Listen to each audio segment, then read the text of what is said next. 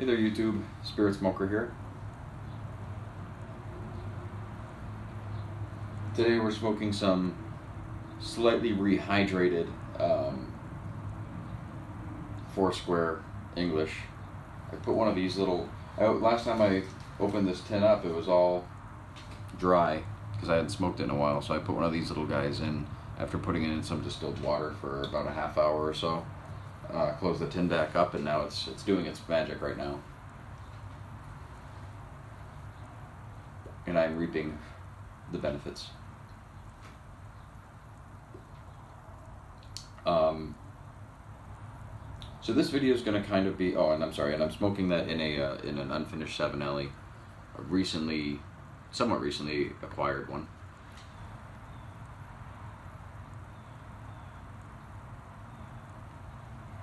Very good pipe.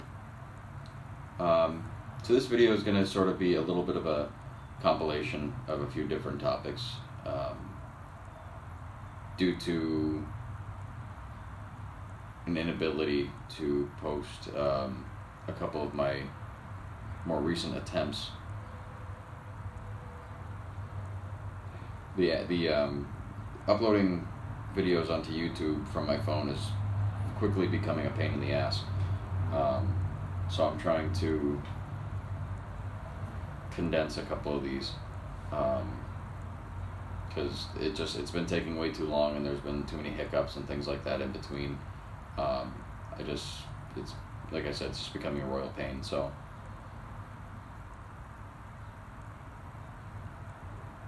basically what I wanted to talk about though was the experience at the Owl Shop in New Haven a couple weeks ago. It was a wonderful experience. Most everyone from the Hartford Reading Society made it, which was great. A couple people did not get to, which Steve from Owl Pipes with his new daughter did not get to make it, unfortunately, but congratulations to Steve and Ruth.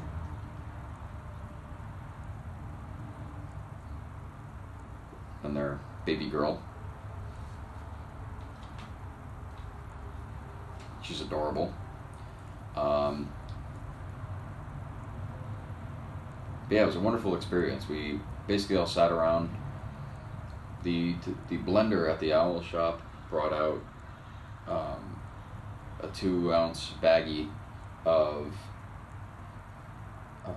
every blend that he had, one at a time. So he started with the most mild aromatic, which was Mystique, and basically went more and more and more strong until we get to their heaviest English, which is called St. John's.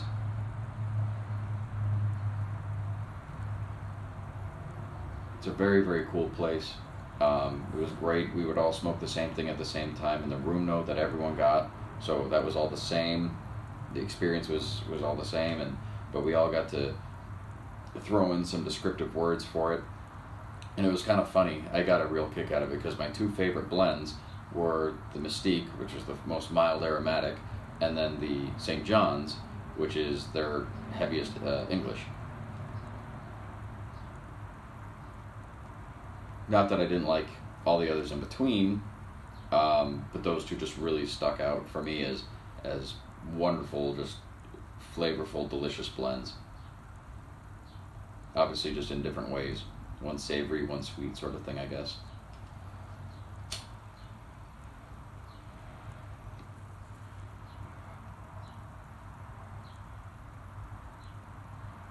But the descriptive words were pretty funny. For Mystique, words like caramel and pleasant and all day smoke and all these like wonderful joy, like almost joy-filled descriptive words came to this one, and it was delicious. But then it was really hysterical because by the time we got to St. John's, the phrases changed quite a bit. Like,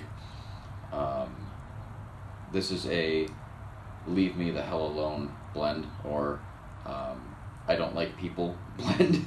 I think Ox put it the best when he said, after everyone had sort of lit up their bowls of St. John's, he made an observation. He said, wow, It just got really quiet in here.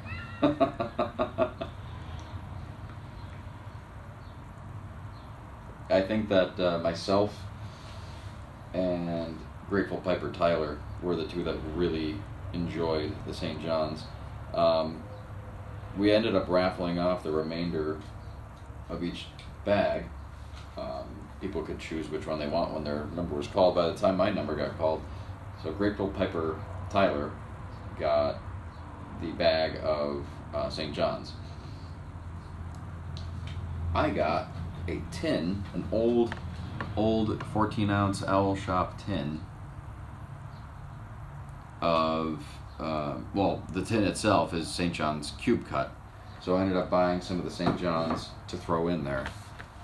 And it's delicious. It's wonderful. It's flavorful. It's deep. There's a lot going on with it, and it's a very, very pleasant blend. I consider it something that I could smoke a couple bowls a day for sure. I know a lot of people are like, all right, this is the type of thing I could smoke like once in a blue moon, and I wouldn't be hungry for it again. But I love English blends and that sort of thing. So that's just, it's my cup of tea, or however you want to say that.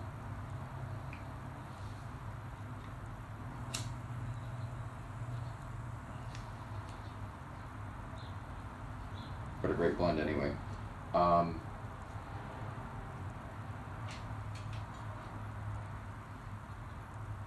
In case I didn't show this already, this is my new mug from my sweetheart. She got this for me for Valentine's Day. It's a very romantic gesture, written down the sides here. It's my new favorite mug to have my morning Death Wish coffee in.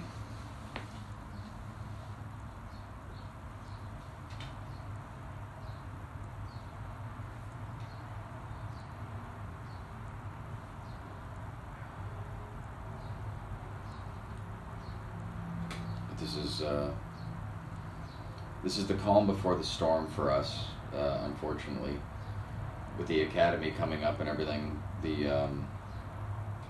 I'm going to attempt to smoke a bowl or two on Friday evenings, possibly, so that my lungs are good and fresh for Monday mornings.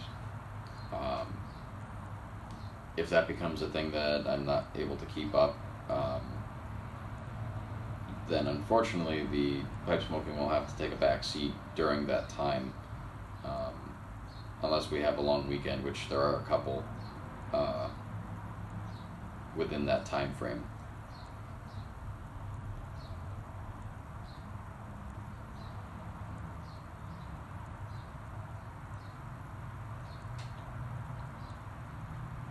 But still planning the wedding. We just had a meeting with our with the gentleman who's going to be our wedding singer, Noah Liss from The Voice. I forget what season and all that he was on. I know that he was on Blake Shelton's team. That's all I really know. I don't really watch the show. But yeah, we had dinner with him at a restaurant in town, and really, really nice guy. Very reasonable, very accommodating. It'll be a great time.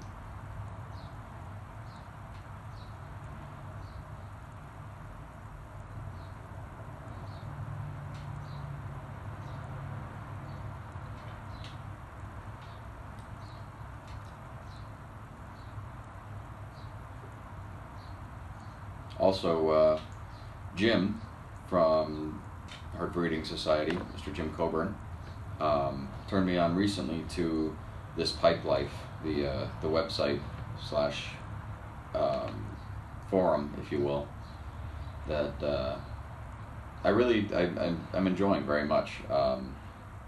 Before that, I really relied quite a bit on tobaccoreviews.com for a lot of my, if I had any questions about what I was buying. This is kind of nice though, because it's more of a dialogue, which I prefer. Just because, you don't get this, not everyone gets the same experience from different blends. And it's nice to hear the positive, the negative, the good, the bad, and the ugly, as it were. And depending on what I'm what I'm interested in at that time. But so, thank you, Jim, for turning me on to that. It's been very enjoyable.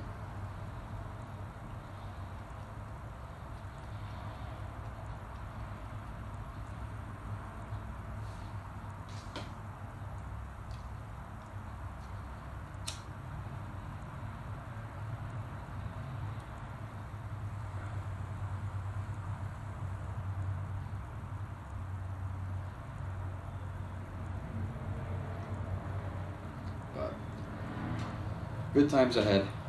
A lot of stressful times ahead, but it'll all be for the better. So again, we're looking forward to all of it. At work right now there is a meningitis scare. Well, actually, there's a confirmed case of it, but the funny part is that they sent out an email, and all of a sudden we got all these calls of people who believe they have meningitis.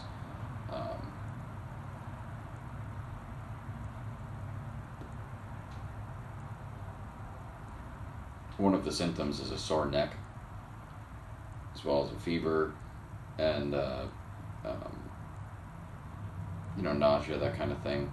So basically, it's like the flu if you have a sore neck. So if you have the flu and you don't sleep well, and all of a sudden you have a sore neck because you slept funny, you believe you have meningitis, and we get all kinds of calls. So we were dealing with that quite a bit last night, and I have a feeling I'm going to be dealing with it even more tonight. So that'll be fun.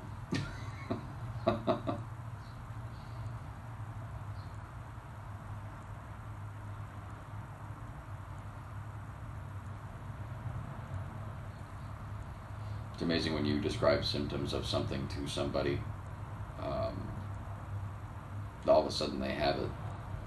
I remember all through abnormal psychology in college, you'd hear different descriptions of different abnormal, say schizophrenia or bipolar disorder, things like that, and you would either say, "Oh my God, I have that," or "I know someone who has that." And clearly it's not always the case. In fact, it's very, very rarely the case. But everyone can see something of that in themselves, and you start sort of self-identifying with a lot of those traits that, it's not true, but your mind tells you all kinds of things. So it is what it is. As long as your mind's not telling you as far as like voices in your head, you're okay.